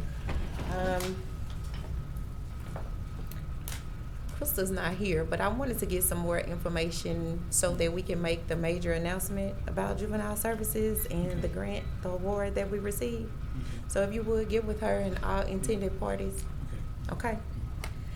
And don't forget the breast cancer walk and who we need to talk to for Caddo Parish. Yeah, Eric was in the contact. Okay. And the last thing is that I know that we've had a lot of talk around this horseshoe today, and we have been talking about it for weeks about gun violence. I want to address something first of all to say that as the president, as the chair of this commission, I will always make professional decisions. When I second Commissioner Jackson's motion, I have nothing to apologize for that.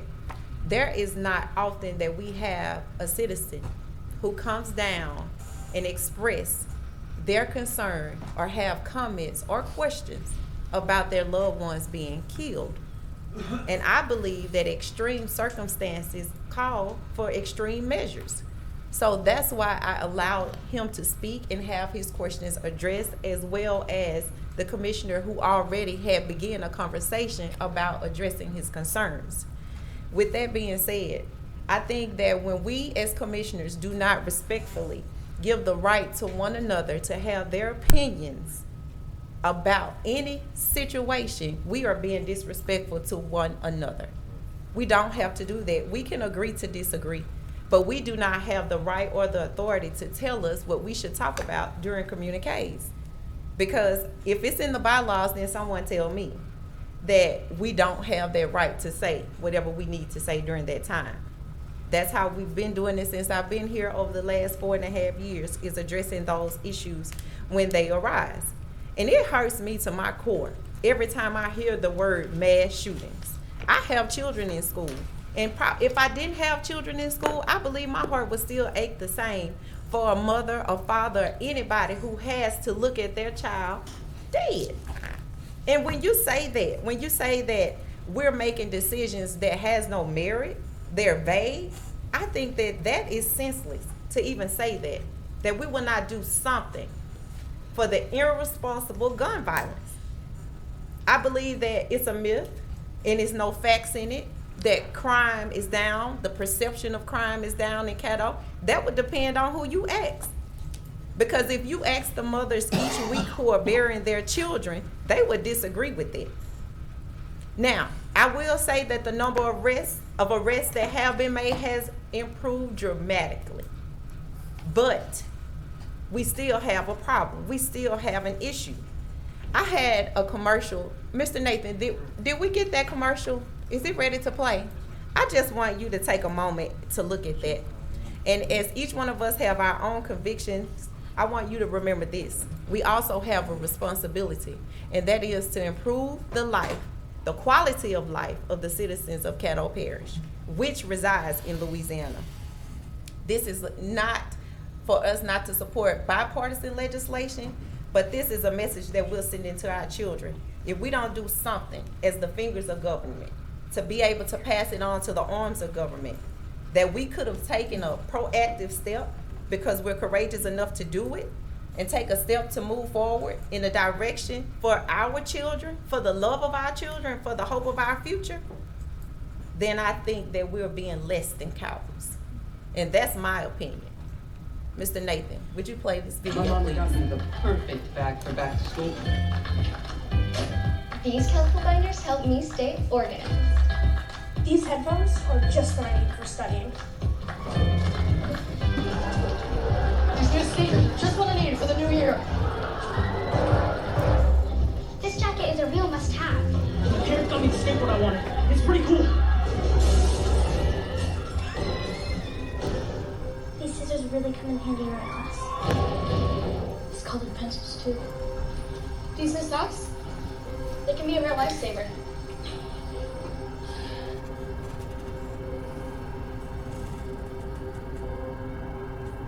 And I finally got my own phone to stay in touch with my mom.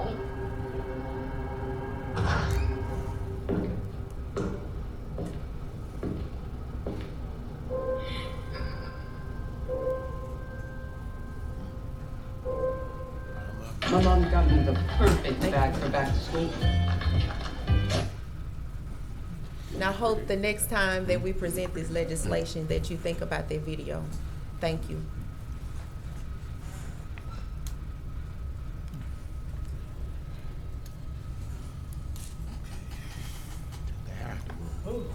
Well, I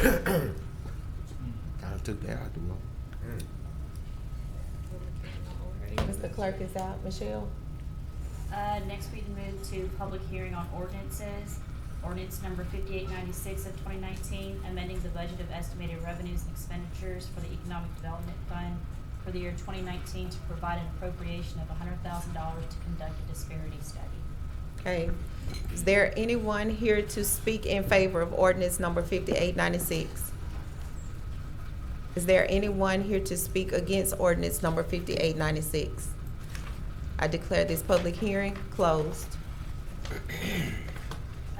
Ordinance number 5898 of 2019, declaring certain adjudicated properties to be surplus and to authorize the parish administrator or a designee to sell the parish of Caddo's tax interest in certain surplus adjudicated properties. Okay, is there anyone here to speak in favor of ordinance number 5898? Is there anyone here to speak against it? I declare this public hearing closed. Ordinance number 5899 of 2019, to deem property surplus and authorize the sale of surplus property owned by the parish of Caddo. Is there anyone here to speak in favor of ordinance number 5899? Is there anyone here to speak against ordinance number 5899?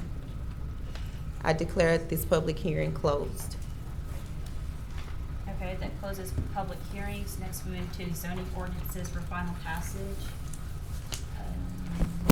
Ordinance number 5894 of 2019 in regards to zoning case 19-303-P, amending the zoning of property located on the south side of South Lake Shore Drive, approximately 1,500 feet northeast of Duncan Road, from R17 single-family residential zoning district to R112 single-family zoning district. Applicant Colin Christian. It's moved by Commissioner Lewis Johnson. Yes. Okay. Would you like to speak on your motion? Yes, nothing other than to say that I've looked at this request. I've spoken to Mr. Clark about it, and I'm comfortable with it at this time. I'll second that. Okay. Thank It's moved by Commissioner Johnson, and that was second by Commissioner Stephen Jackson. Okay, I see no further discussion. Please vote.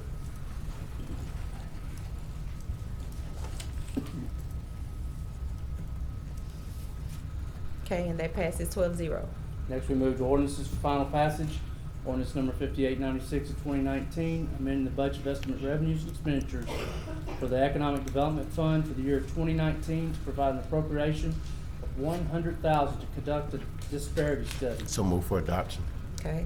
Second. Okay, that was second by Commissioner Lyndon B. Johnson, and that was moved by Commissioner Stephen Jackson. Commissioner Jackson, would you like to speak on your motion? I don't want to speak. I would like to make an amendment. At this time, I'd like to make an amendment to add that, You needed to make the amendment with your motion. I'm lost. The motion has been moved and seconded, so somebody else has to move to amend it. You're amending it at this point. So you can amend it, but you're gonna have the main motion that has been moved and seconded, plus this amendment that are gonna both have to be voted on. Oh yeah, that's what I want. Okay. Yeah. I appreciate it. Okay. I'd like to make to add an amendment that we add two whereas. Whereas the city of Shreveport has set aside $150,000 to do the disparity study, and whereas the Port of Caddo Bossier has set aside $50,000 to help support the disparity study. If I get a second on that. Second. I'm sorry. Commissioner Gerald Bowman I'm was sorry, I didn't whispering hear. second over here. Okay. I don't have a deep voice So, like I you, want to put Stephen. those two whereas, and that's kind of recently. We learned today that the Port of Caddo Bossier would like to support this particular endeavor. They reached out and indicated that they're willing to go proportionate amount of for the study to be conducted. Okay. So we would Commissioner have- Atkins, So we would have to vote on that amendment first, right? right, you'll be voting on the substitute amendment first. The amendment, right? Okay. Commissioner John Atkins? Okay. Well, I'm not sure exactly what the amendments are, but let me just say, in general, I'm opposed to disparity studies. We covered this a year or so ago. We voted it down a year or so ago. I believe that there's not a need for this expenditure. We all know there's a disparity across our supplier base and the way the dollars are spent across our supplier base. I don't think we need a study to tell us that. We have a very fair, proactive procurement group, a fair and proactive executive director, a fair and proactive deputy director, and I see no need for a disparity study. So for these reasons, I'll be voting against a passage of either amendment. Thank you. Thank you, Commissioner Atkins. Commissioner Stephen Jackson, you back on the board? Or was that on your? Well, I'm on the amendment now. Okay, go ahead. I'll just state for clarification, in 2018, we did not vote down the disparity study. We advanced it, Todd. We advanced it, and I pulled it from the agenda, but it was passed it was moved forward by the body. So I just wanted to make that clarification. That's it for the moment. Okay. Vice President Chavez. Thank you, President. I move to substitute the $100,000 feasibility study to $50,000 to do a feasibility study of the Holy Cross Homeless Tiny Village project instead of a disparity study. And I'll make that motion if I get a second, and I'll give my reasons. Well, I don't think it's germane. Vice President Chavez, let me get clarity on that motion. Attorney Frazier. Your parliamentarian needs to vote. Thank you. Oh, thank you. I don't see how it's relative or germane to For the this one. disenfranchised. Correct, but how is it germane to specifically a disparity study? It's actually a feasibility study on. And that would be the difference right there. One is a feasibility study, and another is a disparity. Well, no, there's the disparity. They're sitting outside in front of the courthouse right now. Oh yeah, I agree. That's a prevalent and prominent issue, just a separate issue. Parliamentarian has ruled that that's not germane. All right. Well, then I'll go ahead and speak on it really quick. And I'll speak on the original motion. Thank you. I'll be voting against it because, first off, we'll go down the list. Dr. Wilson, are you guys practicing unfair practices when it comes to vetting minority-owned businesses when it comes to the parish? No, sir. Okay. For us to spend $100,000 of the taxpayers' money, I'm looking at this ordinance. It names 3 different entities. The Parish of Caddo, which is us, which Dr. Wilson went on the record to say that he is not practicing unfair practices. The City of Shreveport and Caddo Parish Public Schools. I don't want to get into the mayor's business nor Dr. Goray's business. I would like to think that both of those individuals are operating their organizations in the utmost of manners. For us to pay $100,000 to get the study, to gather the data that the author of this legislation just authored legislation last session, Resolution 72 and 73, 72 stating in Louisiana women in general only make 65 cents for every $1 men are paid, and the gap among minority women is broader, 48 cents for African American women and 53 cents for Hispanic women. That's 72. There's proof of the data that we don't need the study because he gave us the study, as well as resolution number 73. It says the United Way's Alice report states that 53% of Caddo Parish families are struggling to keep up with rapidly raising cost of living. Again, that is a disparity study that we do have on the record that was referenced just 2 sessions ago here in this chamber. But the good news is on that, I looked on CNN and on their website, September the 6th, actually, black unemployment fell to a record low in August, helped by a jump in the number of black women on the job. The unemployment rate for black workers fell to 5.5 from 6% according to the Labor Department data. Unemployment among workers who identify themselves as Hispanic, Latino also fell to 4.2, which matched a record low set earlier this year.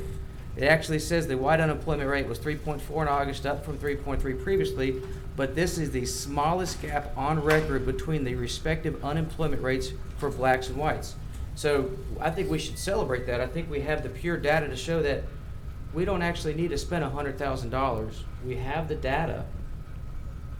We had 5 chefs up here. One's in Mexico right now because of a funeral. He's from Mexico. He's Latino. We had African American from Sierra Leone.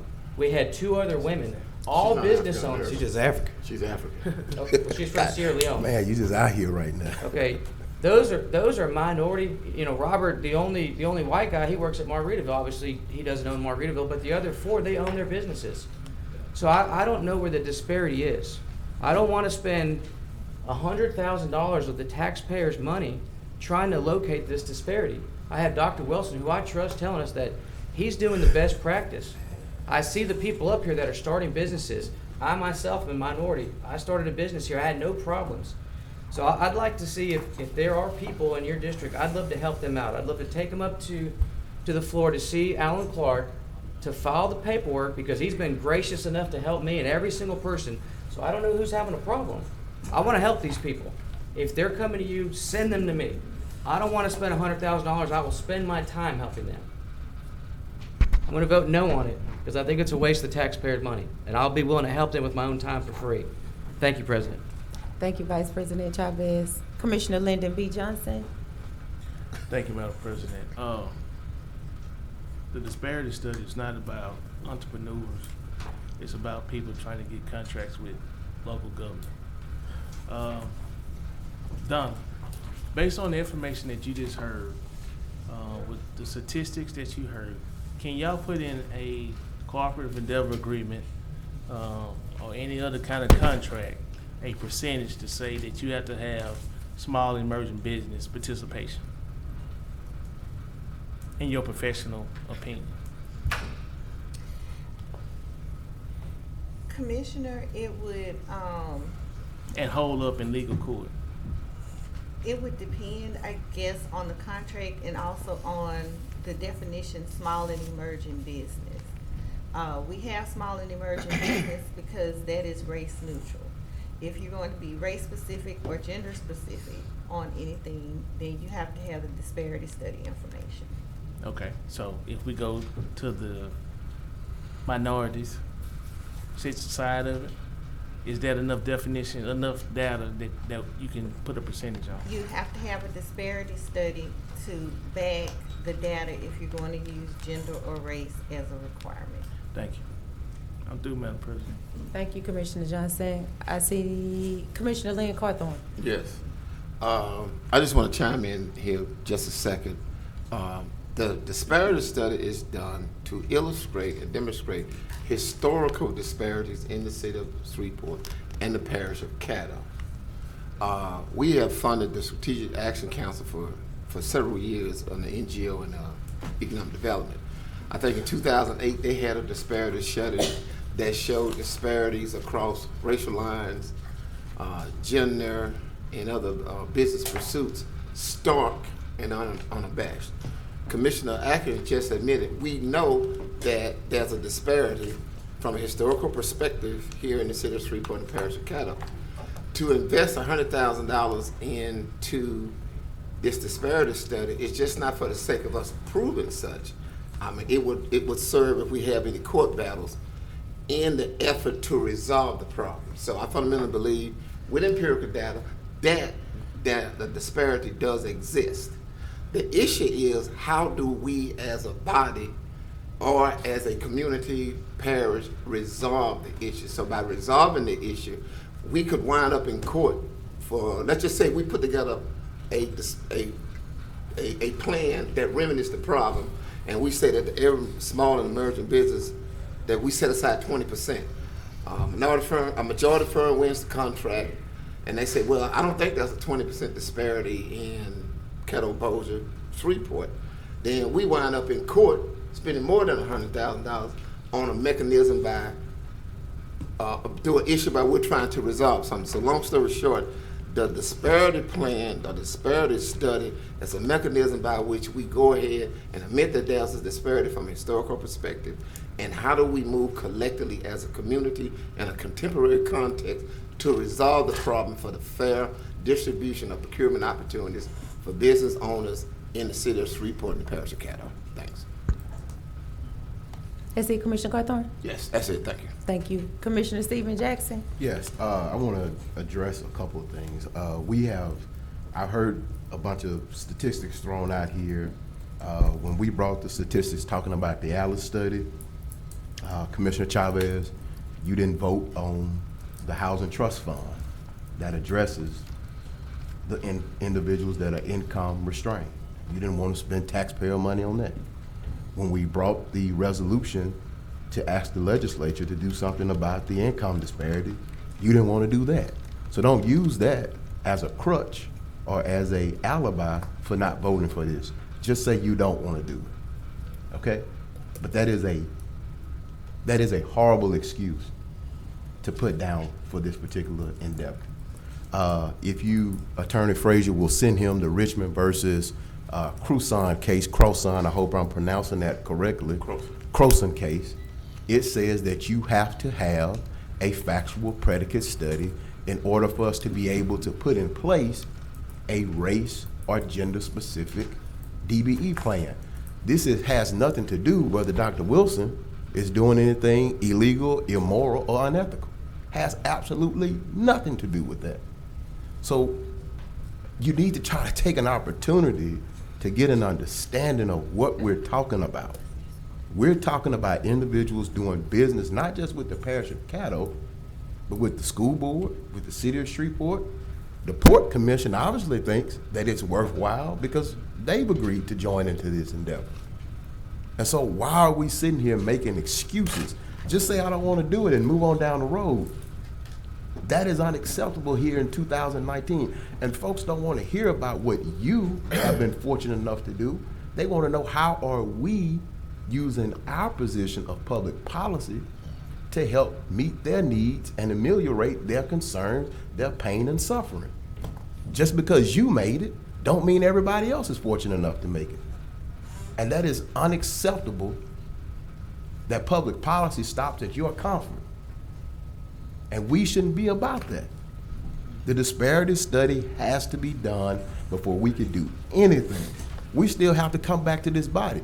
The disparity, I have warned the folks who calling for a disparity study. Councilman Bradford will tell you. I've told him several times, be careful if you go down that road, because the disparity may come back at 50% or 60%, but your capacity may come back at 12. And now we're locked in at 12%. So I've warned them that this could come back and hurt the minority contractors. They know that. They're aware of that. But we can't know what we don't know. And to sit here and just be ignorant and say we want, ignorant is just not knowing. But when you say you don't want to know, that's stupid. And that's what I think we would do, to sit here and just turn our face, turn our eyes, a blind eye to not do this. I ask that we adopt this amendment and we adopt this disparity study. Let's do the work, working collectively with our governmental partners here, and move on down the road. Thank you, Madam President. Thank you, Commissioner Jackson. I haven't call for the question. Second. Third. Okay, the question has been called. Please vote on calling for the question. I can't clear the queue.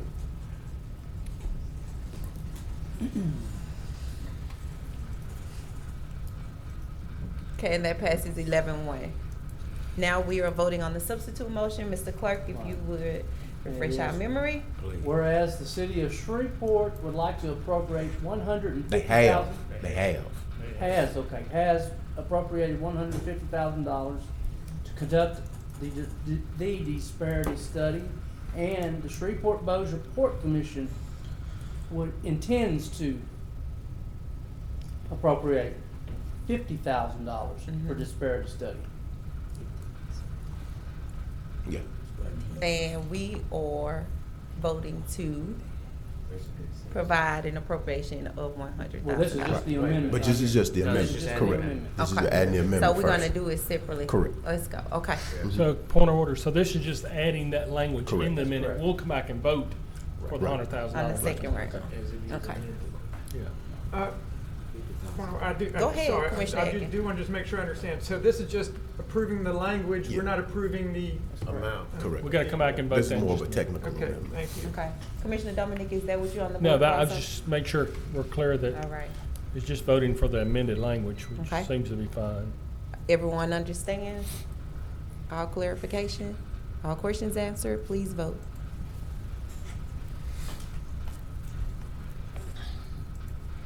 Okay, that passes unanimously. And now this is to adopt ordinance number 5896 as amended. Yeah. Okay. Please vote.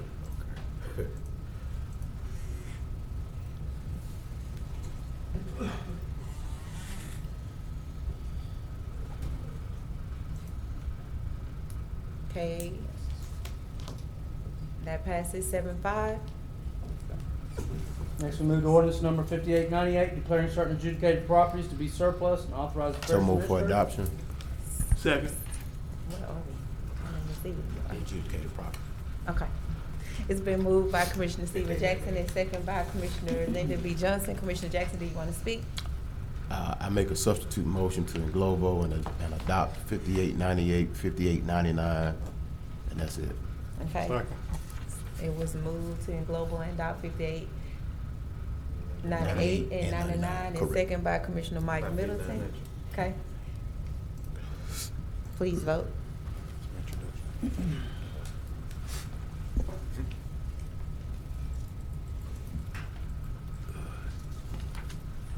Okay, that passes 12-0. Next item, Mr. Clerk. Next, move zoning ordinance, introduction by title, ordinance number 5900-2019, in regards to 19311P, amending the zoning of property located on the south side of Southern Loop, approximately 1,500 feet east of Wallace Lake Road, from C2 Corridor Commercial District to C2 Spud Corridor Commercial District with small planned unit development. Next, we move to ordinances for introduction. Ordinance number 5902, providing for the sale of not exceeding $4 million of limited tax revenue refunding bonds at Caddo, Parish, Louisiana. Next, we need to authorize Second. minutes. It's been moved by the chair, second by Commissioner Stephen Jackson. Please vote.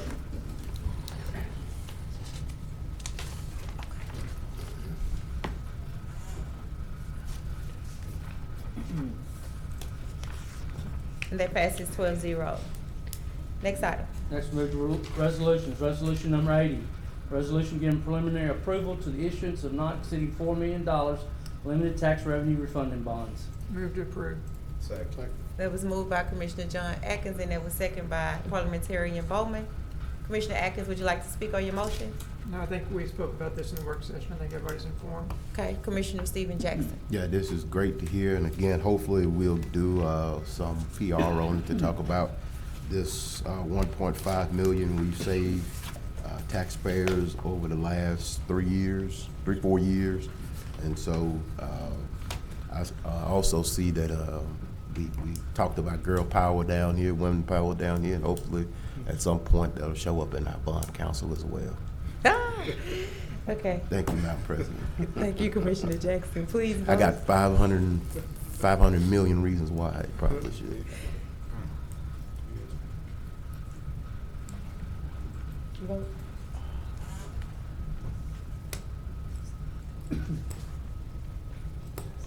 Mr. Smith?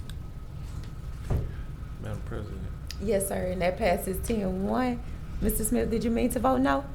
I did, yes. Okay. He said he meant yes. Okay.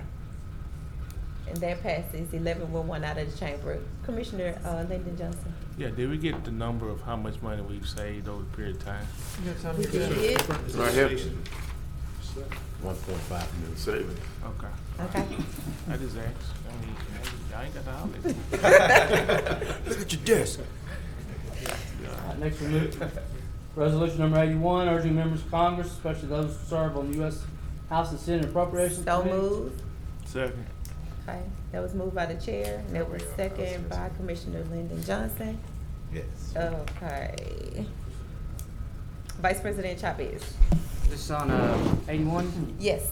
I wanted to see, I had 2 questions. First off, was there a rumor that they were gonna cut the funding on that? That is not a rumor about actually cutting the funding, it's about protecting it. It's a lot of preventative services that we need for the health and welfare of the citizens locally as well as the United States. But this is a way that we are asking Congress to make sure that they protect it. The only person that we have that's actually on the committee is John Kennedy. So I would like, if this passes and when this does pass, make sure that he receives the letter. I like that, and I was wondering if you would add some evidence-based stuff on the vapes. I know that's a big thing going on right now. If we could do some studies on that. We have some issues with that in Caddo Parish. I wanted to see if we could, when we send that up, if you could make a friendly motion, an amendment, something like that, just regarding the vapes. I think we already have some legislation with that, and we'll get Attorney Frazier to check on it. I think I moved that 2 or 3 years ago about the vapes and the potpourri and all of that. So if you would check on that. Okay. Perfect. Okay. Thank you, President. Thank you, Vice President Chavez. Commissioner Lyndon B. Johnson. Email. Take you off. Commissioner John Atkins. Thank you, Madam President. This is a complex issue that I'm not well versed on, so I don't feel comfortable urging Congress on these particular matters. I understand some people feel differently about urging Congress, but in this particular case, it's a very complicated matter, so I'll just be voting no for that reason. Thank you. Okay. Thank you, Commissioner Atkins. Commissioner Stephen Jackson. By employment, I'm really not a fan of public health. I'm into more preventive and primary care, but I understand what the ask is. It's simply asking that we protect funding that's out there. We do have a public health unit, and when things like Zika come out, things like immunizations where people have to go to the health center to get their free immunizations and those type of things. That's what public health is about. And again, I'm not typically a fan of public health, but I get what we're trying to do, especially with us having a health unit here in Caddo Parish that can be affected by that. Thank you, Madam President. Yes, sir. And just to add a caveat to that, sexually transmitted disease and pregnancies, a lot of the preventative maintenance are done right there at our health unit. So we want to protect those funds. Thank you, Commissioner Jackson. Commissioner Mike Middleton. Thank you. Dr. Wilson or Ms. Bryant, does this impact any money that we receive from the federal government? This issue? Does not? Okay, I think I'll be voting no then. Thank you. Thank you, Commissioner Middleton. I see no further discussion. Please vote.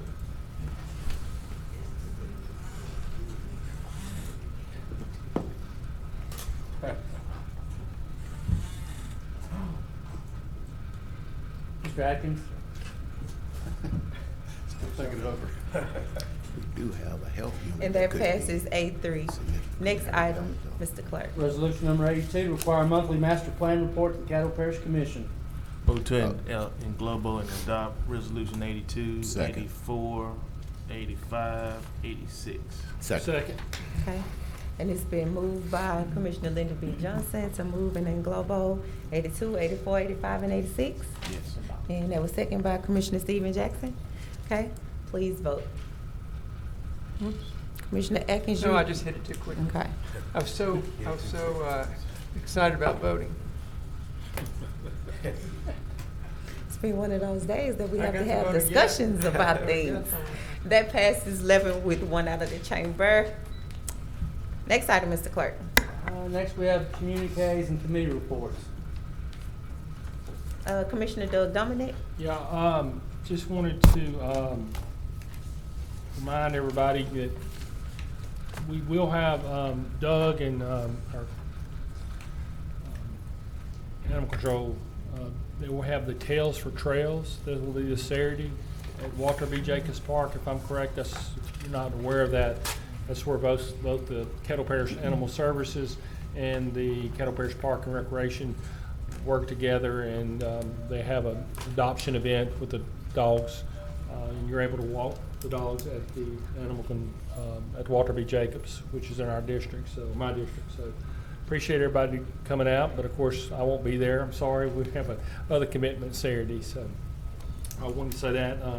Second thing, I hope I don't stir up a hornet's nest or anything, but I do want to say one thing. I know Commissioner Lewis Johnson has left, but I do agree with a lot of the things he said. That I've been here 12 years and I've never seen the instance where we have the questions back and forth. That's the reason we have the rules and regulations that we do have. You're not supposed to ask questions. So hopefully we don't start going down a slippery slope. And I appreciate Lewis Johnson's comments on those issues. So thank you. Thank you, Commissioner Dominic. Commissioner Matthew Lynn. Yes, today's National or International Palindrome Day. That's all. Is that 91919? No matter how you write it. I just What showed day him is it? that. Race car. I just wanted you to tell the public what that meant, because a lot of people don't know about that. Thank you, Commissioner Just Matthew learned Lynn. something new. Thank you for teaching me. Commissioner Stephen Jackson. Yes, I thought it was gonna be done in one of the other reports, but I wanted to note that before we meet again, we will have had Shreveport or Caddo, a national night out. I believe we're sponsoring one of those. It is with Delta Sigma Theta and Omega Psi Phi and Galilee Baptist Church on Tuesday, October 1st, 6 p.m. to 9 p.m. at the Galilee Stewart Bell Stadium. So please come out. I don't know if that's going to be the kickoff, but it looks like they're building it up to be a pretty big event. And I want to thank the parish for helping those organizations out with that. Also, Attorney Frazier, if you would, please, I was serious about sending out that Croissant versus Richmond versus Croissant case to everybody, please. Thank you. That's it for me. Okay. Commissioner Lyndon B. Johnson. Thank you, Madam President. I forgot what I was going to say right now. That's Alzheimer's, see, right back there, Alzheimer's Awareness Month. That might be it. We'll come That's back who to your you. global. I'm good. I'm good. You're good? Yeah. Okay, I was just gonna add. Oh, I know what it was. Okay. That Saturday we will be doing the interviews for the register of voters for Caddo. And so we start at 9 o'clock. And I think we're down to 16 candidates. 17 candidates. Done 4 drops. Was 21. Started out with 21, we're 17. Okay, so we got 17 candidates, and the public is invited to sit in on the interview process. Thank you. All right. Parliamentarian vote? No? Yes? Maybe so? Okay. Can I ask Todd one thing? Go ahead. Michelle, can you send us, I know you like sent one, dropped out, one dropped off. Can you email us the 3 or 4 that have dropped out? You want the original list and then the new list? No, I just want the ones that just dropped Okay. out. That's all I need. So we can not bring all that stuff down here and hopefully see everybody early 9 o'clock. Commissioner Chavez says he's bringing us breakfast. Correct? We open at 9. Huh? So we open at 9. All right. I was just going to add on to what Commissioner Jackson about the National Night Out events. I've already sent a message out to Marcus Hines about the events, and he has not gotten back with me yet. But I do know that Morningstar will have a huge National Night Out event, and it will begin at 6 p.m. That's at 5340 Jewella Avenue. They have partnered with Tate Street residents, so please come out and join them on their night, our night of celebration. Commissioner Johnson back on the board. There's a reason why you hadn't got correspondence, ma'am. Okay. I'll tell you later. Okay, thank you. The next thing is I wanted to remind the public or let you know that there will be a free financial workshop and dinner Thursday, September 26th at the Shreve Memorial Library's Broadmoor branch. And it will be about your credit score breakdown. It begins at 6 p.m. There will be a free jambalaya dinner and dessert, 2 chances to win $50 Visa gift cards, and you will be able to meet Pelican's credit counselors. That will be put on by Pelican State Credit Union. And those, I believe those were the only 2 announcements I had. Move to adjourn. All right. Well, we have some other commissioners still on the board. Oh. Parliamentarian Bowman. Yeah. I thought you had said. And another thing, I just want to recognize State Representative Robert Burrell / Commissioner-elect as well. So, this and Brother Tellerferno as well, Commissioner-elect. That's your brother? Hello. Hey, That's the brother of a different color. Yeah. On my mom's side. Meeting adjourned. Oh, don't forget, if you're on the NGO committee, we have a meeting right now. It's gonna be short? It's gonna be real short.